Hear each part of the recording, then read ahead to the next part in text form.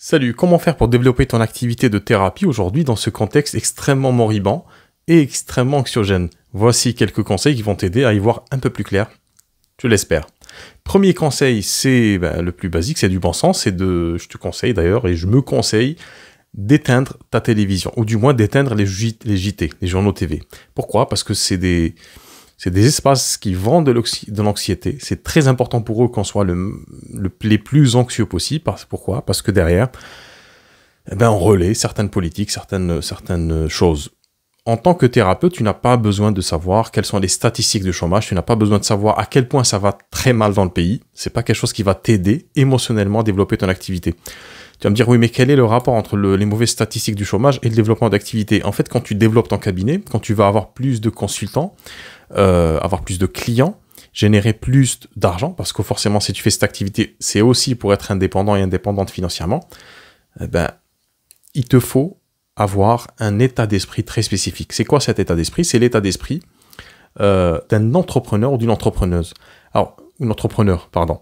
Alors, très souvent, on parle de cet état d'esprit. On a souvent en tête des gens qui parlent de marketing, des Américains, avec des paillettes, avec des feux d'artifice, des choses comme ça. Alors, on va laisser de côté tout cet aspect un peu folklorique. Un entrepreneur, c'est quoi? C'est une personne qui a une liberté totale et absolue dans le développement d'une activité commerciale. Cette liberté-là a un pendant, c'est celle de la responsabilité. Et très souvent, quand on développe son activité, c'est qu'on vient du monde de l'entreprise ou du salariat. C'est-à-dire, on a été salarié, on a travaillé pour quelqu'un. Et quand on arrive dans ces activités-là, c'est compliqué parce qu'en fait, on change carrément de paradigme, on change d'espace-temps. On passe d'un travail où finalement, on avait des missions de poste, on devait faire certaines choses, on les faisait, on avait nos 7 heures, nos 8 heures de travail, puis on rentrait chez soi, et c'était fini. On ne parlait plus du travail, on ne ramène pas le travail à la maison. Maintenant que tu es entrepreneur, ça veut dire que tout ce qu'il faut pour développer ton activité, toutes les bases et toutes les actions qu'il faut poser, il n'y a personne qui va te dire quoi faire, à quel moment.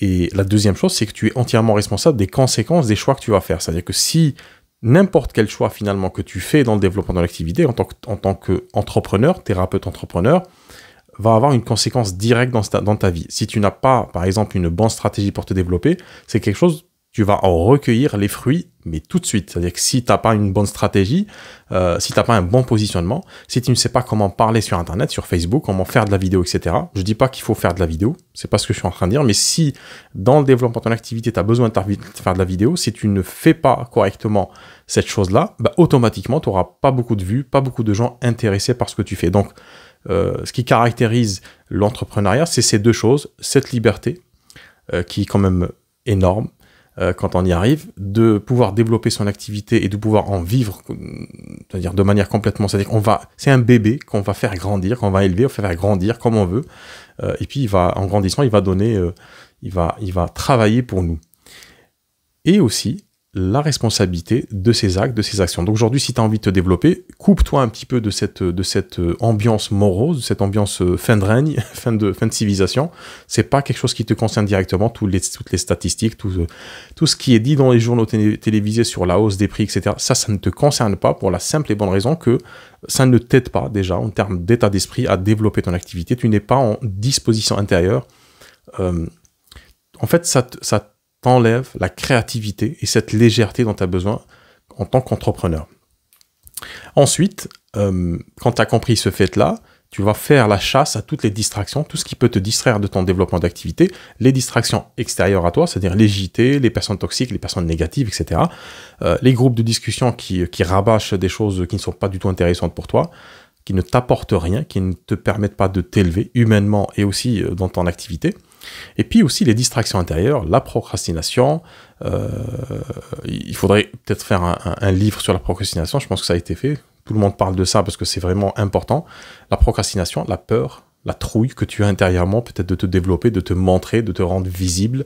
Peut-être qu'aujourd'hui tu es entre deux, c'est-à-dire que tu n'es pas encore passé de l'autre côté, tu es encore salarié, que tu penses à te mettre à ton compte. Donc ce sont des distractions auxquelles il faut faire attention et qu'il faut expurger petit à petit dans ta vie et créer une routine de développement qui soit saine et qui te permette justement d'être tout le temps en mode créatif.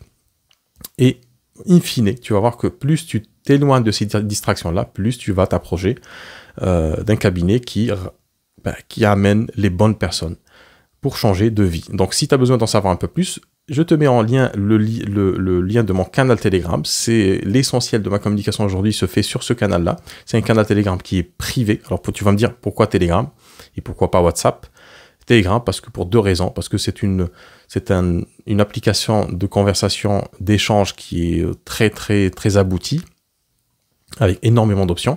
Et aussi, surtout, parce que c'est une application qui protège les données personnelles, nos données personnelles, à contrario de WhatsApp qui appartient à Facebook. Je ne vais pas te faire un dessin dessus, tu sais que Facebook aujourd'hui absorbe tout ce qu'il peut comme information sur nos vies privées, sur ce qu'on fait sur Internet.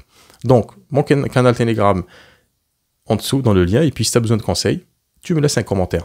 N'oublie pas de t'abonner. Ciao!